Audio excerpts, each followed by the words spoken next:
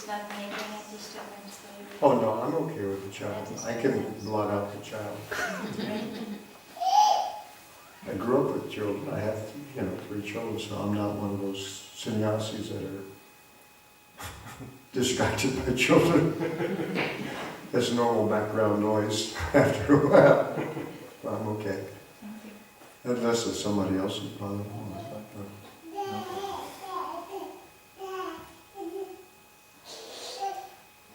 Important news from the child. Happy child. So Radharani is his biggest devotee. He says she's enjoying more bliss than I am. And her love for me is amazing. I can't, it's hard for me to understand how deep it is and how profound it is. And I see she's enjoying more bliss than I am. And then Krishna wonders, what is it about me that inspires such love in her? I wonder what I look like from her point of view. So with these 3 desires, he decides, I'm going to take on her complexion and her bhava, her emotions. And that's Lord Chaitanya. So many people want to be God. That's their idea of success, is basically be a God somewhere. At least be worshipped by a few people. So people are looking for that position. We all have, in the material world, everyone's got some kind of God project. To be the enjoyer and to be the controller is a God project. Some people, they want to control a lot and enjoy a lot, but other people, they're just, as Prabhupada said, get one dog and then you're the master. You have one devotee who doesn't criticize you because it's a dog. So people are all trying to be God, but God himself, he wants to be a devotee. So this is in the inner dynamics of the Supreme Lord. So that's his tribute to devotees. He's not going to be left out of being a devotee, so therefore he comes with Sankirtan and becomes a devotee, acts as a devotee, increases his own bliss this way, and gives it to others. Is also the most liberal. Gives it very freely. And the other reason, one reason, whenever Krishna appears with his Vrindavan pastimes, the end of the door for Yuga, then in that Kali Yuga, he comes as Lord Chaitanya. And it says in Chaitanya Charitamrita, because Krishna's Vrindavan pastimes are so elevated, that although when Krishna came and showed his Vrindavan pastimes, he brought this like a treasure house of Krishna Prema. But actually it was locked. Very few people had the qualifications to understand it. But then when the Lord Chaitanya came with his associates, and together they chanted and danced the Panchatattva, they broke open the lock and just plundered the contents, just stole everything out of that storehouse of love of God, and gave it to everyone that didn't care whether they were worthy or unworthy, fit or unfit, just spread it. That's how it's described in Chaitanya Charitamrita. So for us especially, we're in the Sankirtan movement. Sankirtan means we are practicing together with other devotees. And so for us, we really have to cultivate respect and high regard for the devotees. And that turns out to be very difficult sometimes. Devotee relationships are not easy. And one reason is devotees come from all different backgrounds, all different nations, all different levels of society.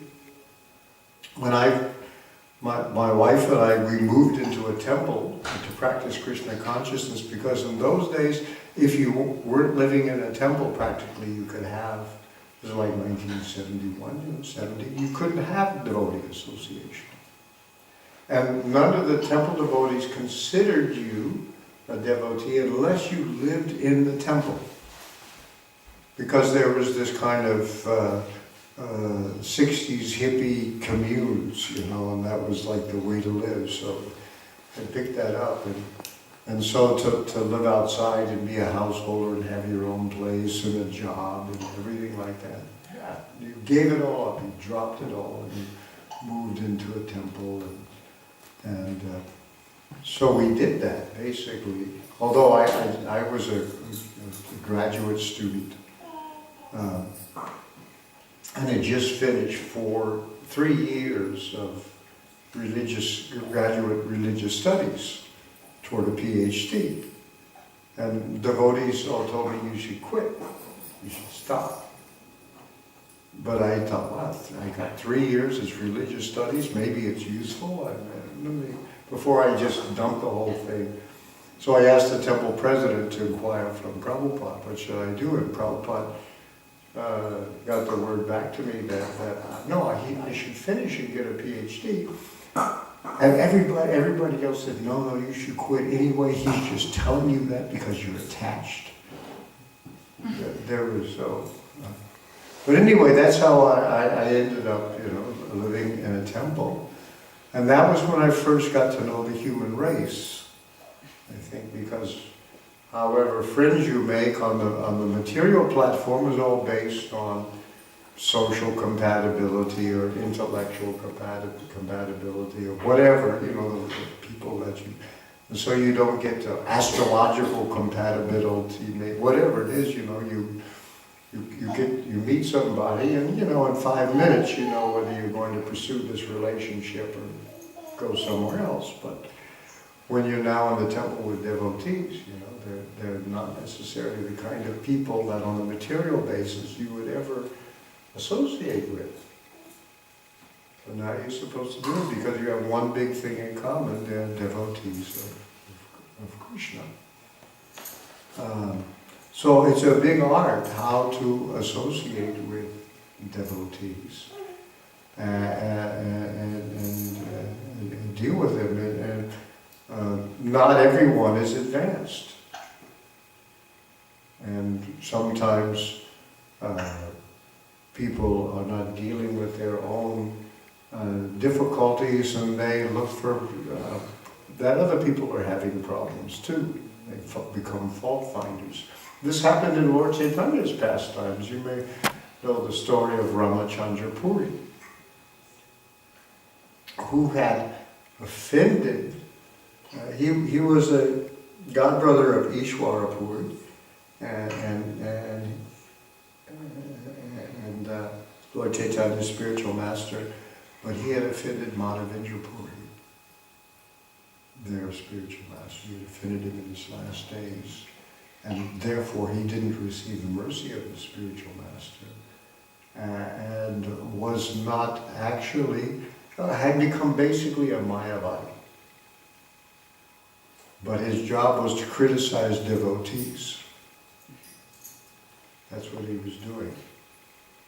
And he would come to every time he'd come to Puri, where Lord Chaitanya was there with the devotees, say, all the followers of Lord Chaitanya and the associates, they eat so much. He became like a big critic of eaters. He even offended, went to Lord Chaitanya and said, I see answer here, that means there was sugar here. You were eating sugar. So this was the kind of people. So you see that kind of thing where it becomes very difficult. with that kind of a person sometimes around in the society of devotees, how to deal with them. And how Lord Chaitanya, well, because he was a godbrother of Ishwara Puri, his sannyas guru, so Lord Chaitanya just said, no, he's right, I am a sannyasi, I should eat less, he's quite correct. And he reduced his eating, and he stopped going to the houses of his devotees for lunch, or at least ate very little. And everybody was pretty upset, and they told him, he's a fault finder. They said his nature is, he sits down with somebody and says, have some more to eat, have some more to eat.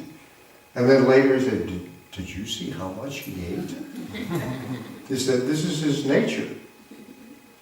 But Lord Chaitanya is very careful. What he's saying is right, we shouldn't eat so much. And so, as long as he was around, people were kind of unhappy because Lord Chaitanya wasn't eating very much, and householders that he would go to take prasadam at their house. It was very difficult. And so then after he left, then gradually they went back to their regular custom. But anyway, the point is that there may be difficulties, but we need to learn how to deal with that very fruitfully. And sometimes you have to respect people for what their ideals are rather than what they are actually like. Or just the fact that they're attracted to Krishna consciousness and trying to be a devotee.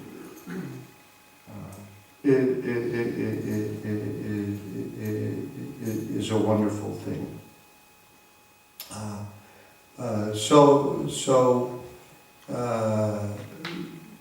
This is Prabhupada has emphasized.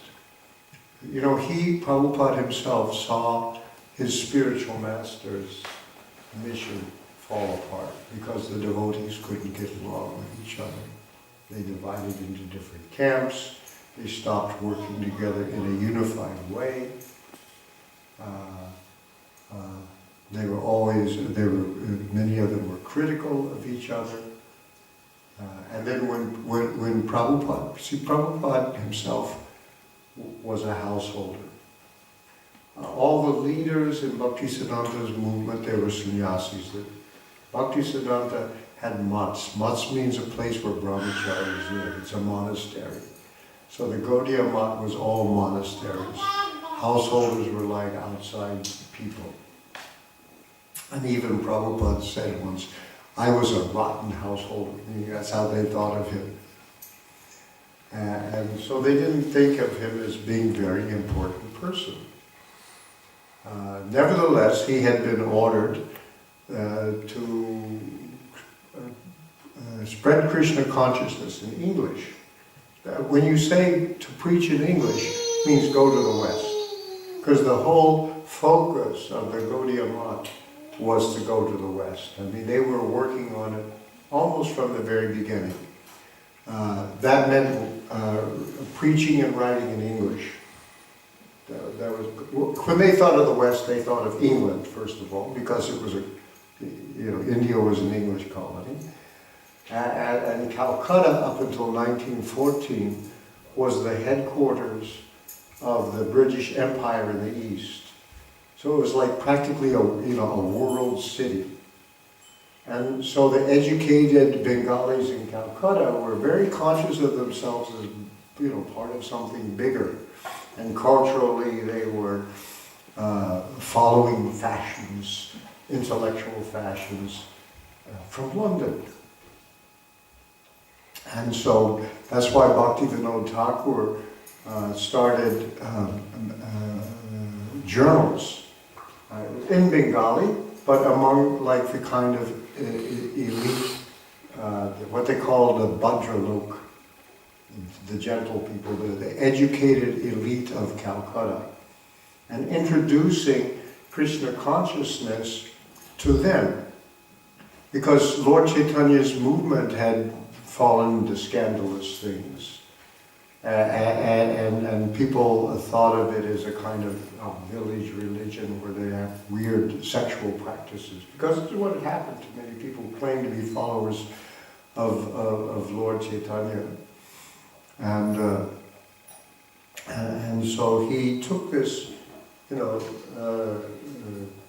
native Bengali religion, you could call it like that, and began to spread it to the intellectual elite of Calcutta in his journals, because that was the way in the 19th century, and 18th century in London, everybody sat around in coffee houses writing journal articles and reading journals, and that's where our ideas were disseminated. That was the style in those days. In England and probably all over Europe, there's coffee house intellectuals and everybody's writing journals and so on. So that's what Bhaktivinoda Thakur did. He brought it into the modern world. So his main journal was called Sajjana Toshani. It was his main publication. He had several, but this was one of the main ones. So Bhakti Siddhanta turned that journal into an English language publication. Like his father's flagship publication, became in 1928 The Harmonist. And that meant that they were thinking of going to the West because it was English language. So this way, when Prabhupada was told, in his first meeting, you went to an English language college in Scottish Churches College, was the medium of instruction was English. So therefore you know English, so therefore you should push on this movement in English. And also Prabhupada, the last letter Prabhupada got from Bhakti Siddhanta, just like 2 weeks before he left this world, was again to teach in English. And so Prabhupada did that.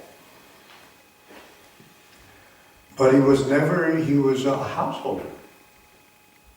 He had to get disentangled before he could so time passed.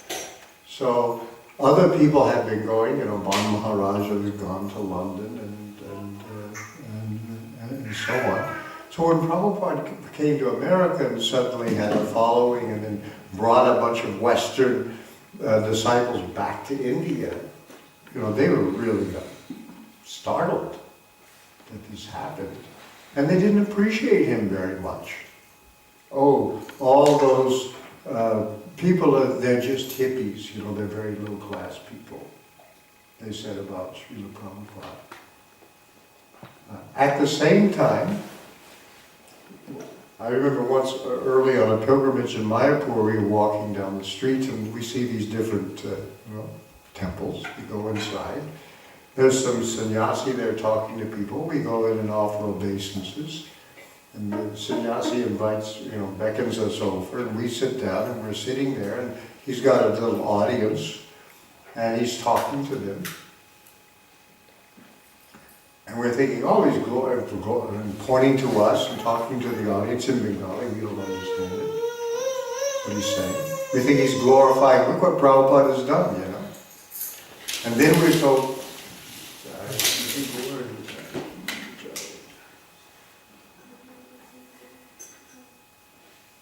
then we're told not to go into those temples, because when we were sitting there, the guy was saying in Bengali, "These are my Western disciples." So this is the thing that was going on. So there were bad relationships, Even then they couldn't appreciate what Prabhupada has done. They get a little envious in that way. So we understand these difficulties are there. Establishing and maintaining good devotee relationships. But here, Prabhupada wants to tell us how important they are. And that And especially he wants to say, you know, the preacher, the one who's bringing other people to Krishna consciousness, is, he quotes from Bhagavad Gita 1869, Krishna is very appreciative of that persons that gives Krishna consciousness to others, and very, very satisfied. So it becomes recognized by the Supreme Personality of Godhead. And I think Prabhupada understood that when he came to the West, he didn't have any institutional support. The Indian government would only let him take 40 rupees out of the country, so he didn't have any money. He had one volume of Bhagavatams in some trunks that he had himself translated all by himself. And what I discovered when I was doing research on this little book about Srila Prabhupada's position is Bhaktisiddhanta, had sent preachers to London in 1933. Before they left, they had a book. It was supposed to be a 3-volume book. But when the first volume was printed, that's what they took with them. And we got a copy of one of those original volumes that was printed in 1932 in Madras, India. And it was first class. I mean, it was an old book by then. The binding was still strong. The paper was first class paper. It was proofread very carefully. I couldn't find a typographical error anywhere in it. That was the book they took with them. And also it was written on a very, very high level, actually. They spent so much effort. So when those 3 preachers went to London, they would have something impressive with them.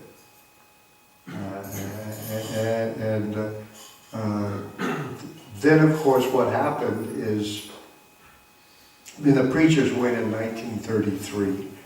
So I always understood that Krishna is in charge of timing. And other thing that happened in 1933 was that was the year Hitler came to power in Germany. So really all hell was going to break loose, literally. And they preached there, but it got so far. Bhaktisiddhanta became upset with his main preacher, Ban Maharaj, brought him back, told the Maharaj of Tripura not to give him any more money. They were going to build a temple in London. It was going to be funded by the Maharaj of Tripura, a very, very rich man. So that was their big plan. It didn't go any further. Prabhupada followed the same idea as Bhaktisiddhanta. But he had to go by himself. He had to do the books by himself. But he preached. And he just thought, let me see what will happen. I'll just try to do something in my old age. Prabhupada very publicly, in talks, he said, my spiritual master, when I was a young man, he told me to go to the West. But because I was so entangled with householder life, I didn't do anything until my old age. And I thought, let me just try to satisfy my spiritual master.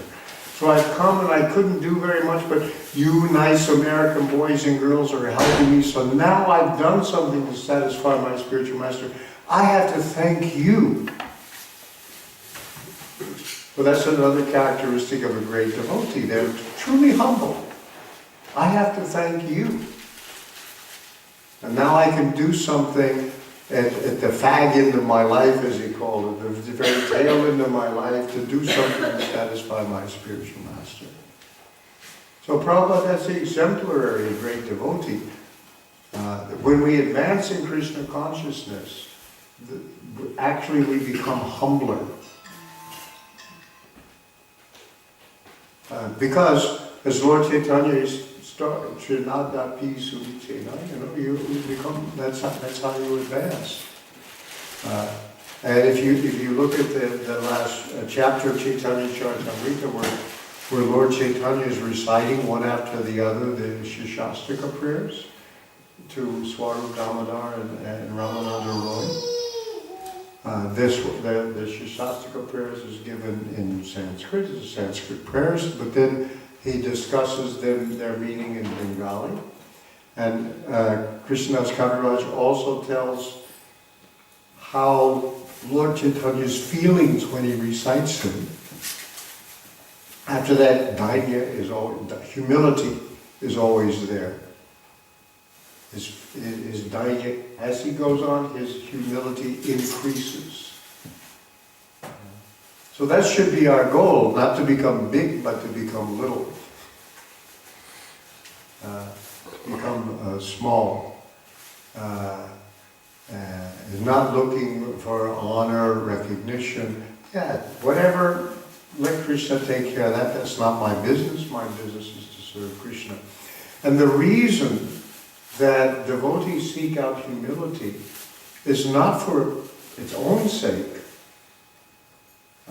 but because when humility increases, love for Krishna increases.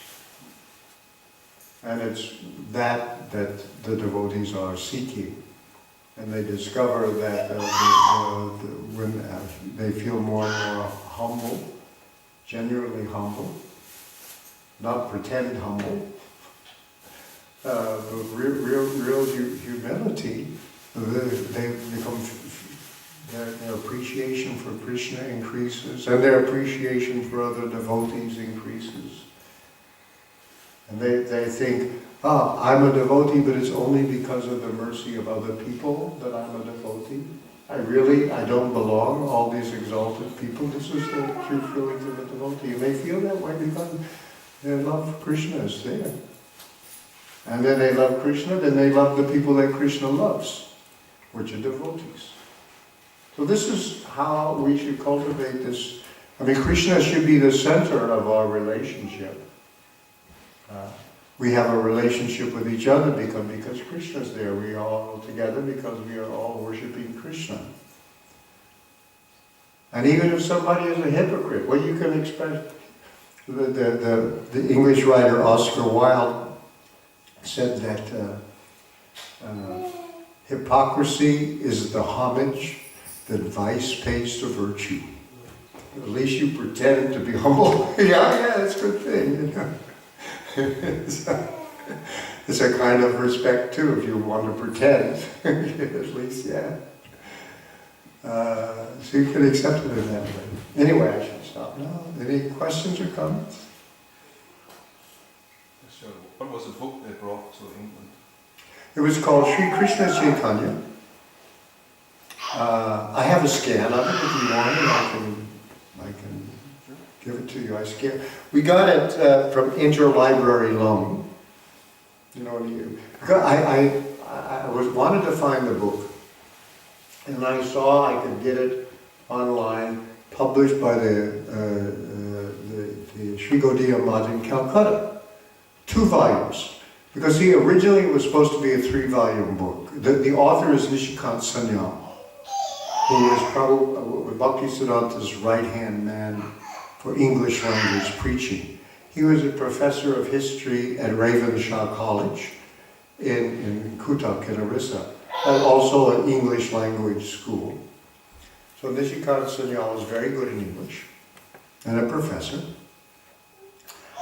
And so there was supposed to be this 3-volume book, Sri Krishna Chaitanya. And when that first volume